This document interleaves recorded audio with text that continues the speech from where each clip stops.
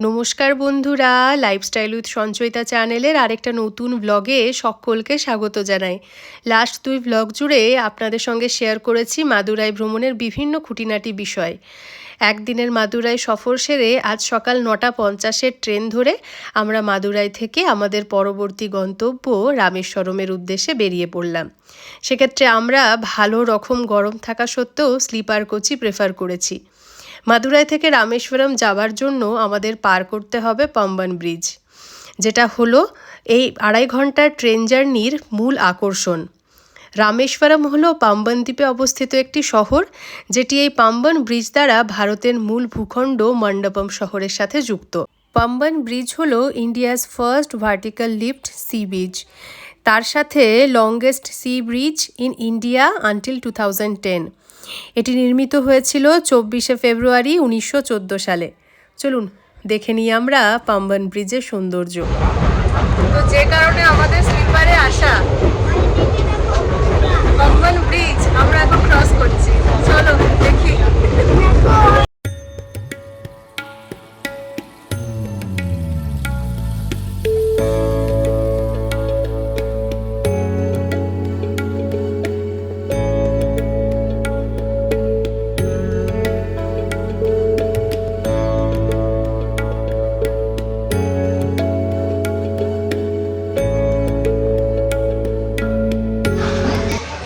আমরা পৌঁছে গেছি রামেশ্বরম, আর ট্রেন থেকে নেমেও গেছি। মোটামুটি 8 ঘন্টা আগে ট্রেন ঢুকিয়ে দিয়েছে আমাদেরকে স্টেশনে।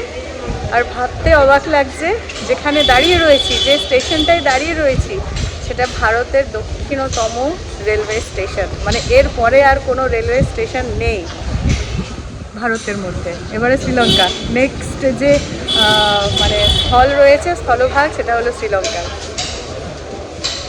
এই হলো ব্যাপার। বইয়ের পাতায় যেগুলো পড়েছি এবার চোখের সামনে দেখতে হবে, মানে একটা আলাদা রকম ইমোশন কাজ করে। চলুন এখান থেকে বেরিয়ে যাই। ভালো রকম রোদ আছে, ভীষণ রোদ আছে, আমরা ঘামতে আরম্ভ করেছি রীতিমতো। বাট ভালো লাগছে। চলো।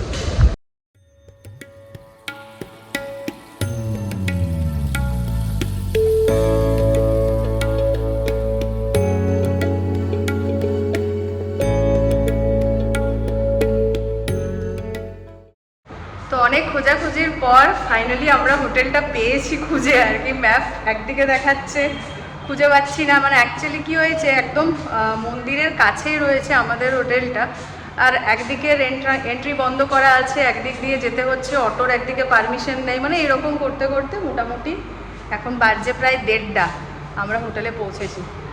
তো চলো ঝট করে একটা রুমের ভিউ দিয়ে দিই কীরকম আমরা রুমটা পেয়েছি।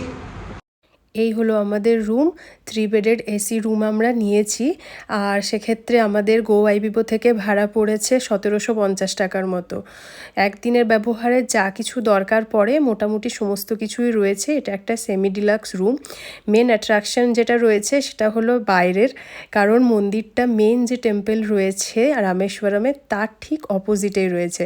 তো সেদিক থেকে ভীষণই সুবিধার হয়েছে। যখন ইচ্ছা আমরা মন্দিরে যাব, বেরিয়ে আসবো, সেটার একটা প্ল্যান রয়েছে।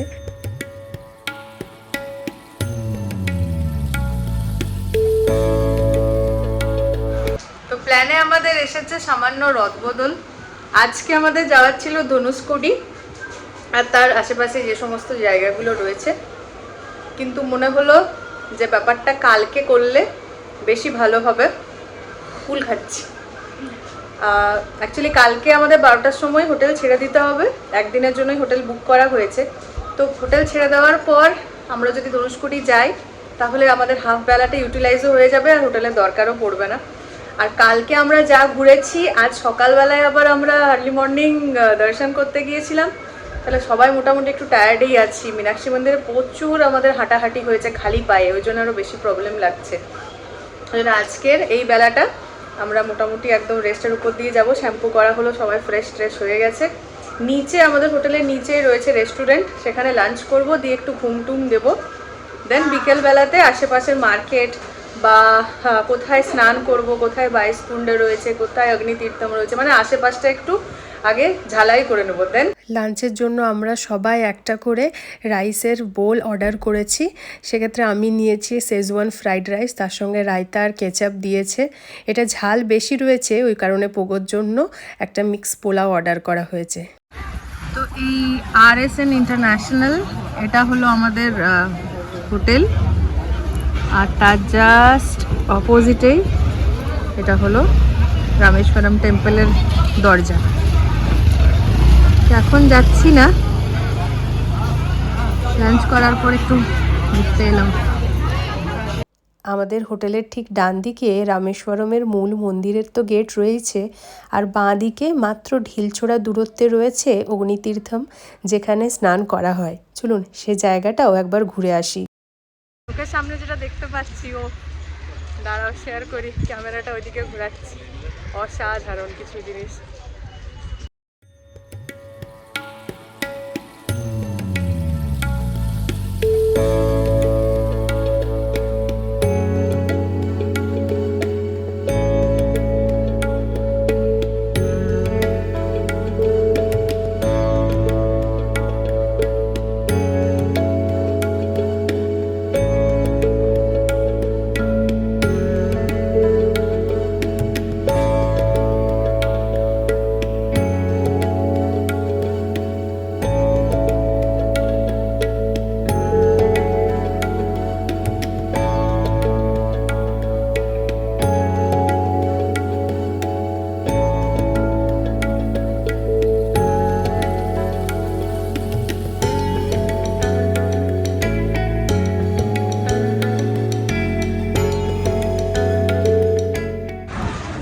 ঘুরতে ঘুরতে কোথায় অগ্নিতীর্থমের স্নান, কোথায় 22 কুণ্ডে স্নান, সব কিছু মোটামুটি দেখে নিলাম।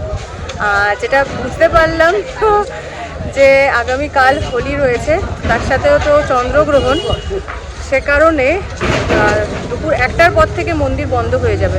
এমনি তো আমাদের সকালবেলাতেই দর্শন করার আছে, তো সেদিক থেকে ওইটা জেনে নেওয়াই ভালো যে বিকেলবেলাটা বন্ধ থাকবে, সেকেন্ড হাফ বন্ধ থাকবে। একটা ধুতি নেওয়া হয়েছে অনির্বাণের জন্য, কোনো রকমে দেখি পড়াতে পারি, যদি পরবো না করেই নেওয়া হলো। না হলে দেখো হয় না, এই সমস্ত জায়গায় এলেই তখন মনে পড়ে যে ভালো লাগে আর কি দেখতে। অনেকেই পরে ঘুরে বেড়াচ্ছে, আমিও শাড়িখানা এনেছি, পরবার জন্যও এনেছি ড্রেসটা। তো যদি পসিবল হয়, 3 জনেই পরার ইচ্ছা রয়েছে। কি সুন্দর লোকেশনে আমাদের হোটেলটা, দেখো পিছনে রয়েছে রামেশ্বরমের টেম্পল, আর এই হলো আমাদের হোটেল। এই যে মা দাঁড়িয়ে রয়েছে।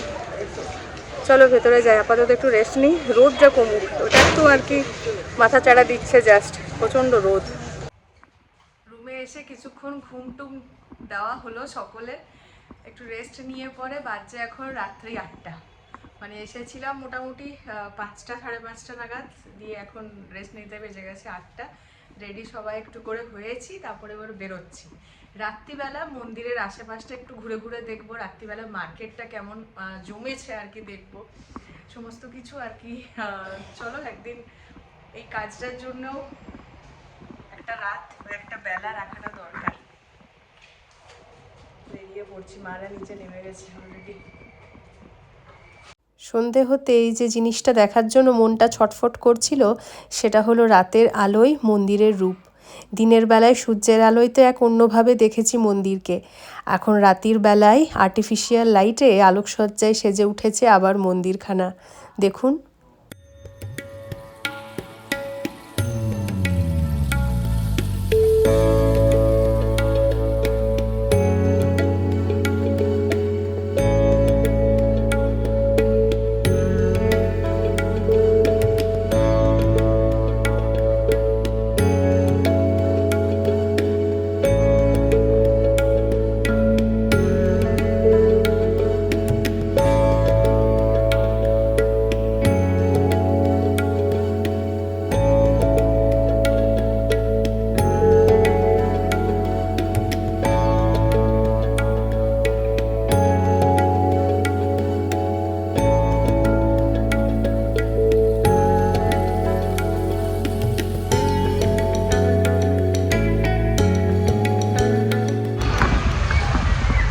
আমরা আছি যে টাওয়ারটার কাছে, সেটা হলো ইস্ট টাওয়ার, আর এটা ছিল ওয়েস্ট টাওয়ার। তো ওয়েস্ট টাওয়ারটা হচ্ছে মেন গেট, কারণ এর পাশেই মার্কেটটা বেশি বড় আর মানে লোকজনের ভিড়টাও অনেক বেশি।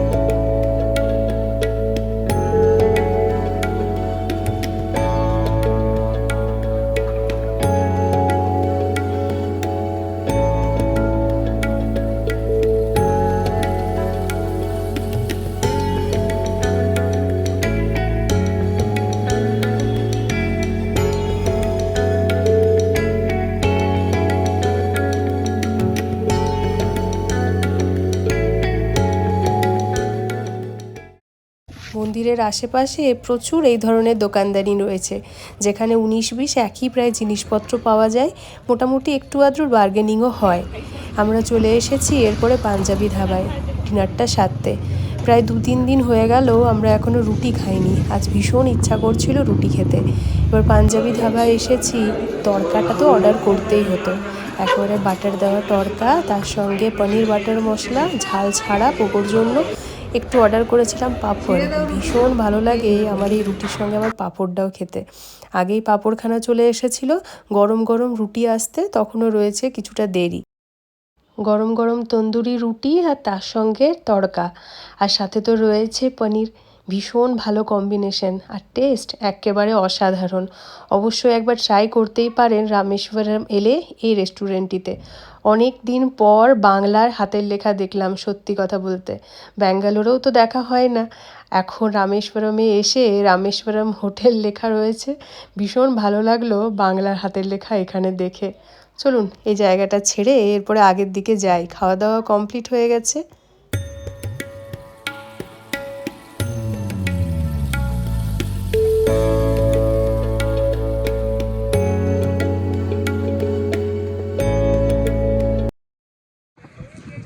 মোটামুটি ঘড়ির কাঁটায় 11টা।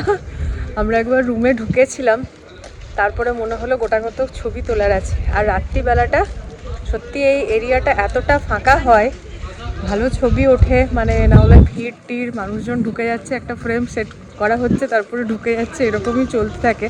ভিড় হলে যা হয়, তো ওই কারণে বেরিয়েছিলাম। সুন্দর সুন্দর কটা ভিডিও নেওয়া হলো। চলো এবারে রুমে যাই, এবার চটপট শুয়ে পড়বো আজকে। কাল সকাল মোটামুটি ওই 5টা থেকে প্রোগ্রাম একদম কাল ফিক্সড। আর কাল জবরদস্ত ঘোরাঘুরি আছে। আজকে যেমন মানে প্রায় সারাটা দিনই সেরকম কিছু ঘোরাঘুরি হয়নি, সকালবেলায় মীনাক্ষী মন্দিরে সেই পুজো দেওয়ার পর থেকে, কিন্তু কালকে অনেক কিছু রয়েছে। চলো তাহলে আজকের ব্লগটা শেষ করছি। কাল আবার একটা নতুন ব্লগ নিয়ে আসছি। কাল সারা দিন রামেশ্বরমে যা যা করার রয়েছে, মানে পূজা, দর্শন, সাইট সিন সমস্ত কিছু নিয়ে আসছি। Good night. বেরোতে বেরোতে এই জিনিসটা চোখে পড়লো, এটা শেয়ার করে রাখছি। মোটামুটি আশেপাশে যে সমস্ত সাইট সিনগুলো রয়েছে সেগুলোর ডিস্টেন্স লেখা আছে রামেশ্বরম মন্দিরের কাছ থেকে।